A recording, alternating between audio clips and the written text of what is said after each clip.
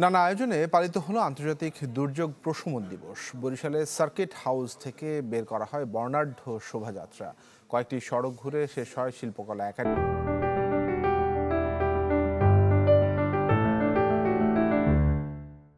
গিয়ে।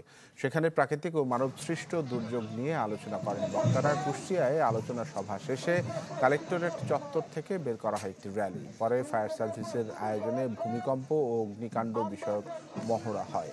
এছাড়া মেহেরপুর, নেত্রকোনা, ঠাকুরগাঁও সহ বিভিন্ন স্থানে ছিল দুর্যোগ প্রশমন দিবসের কর্মসূচি।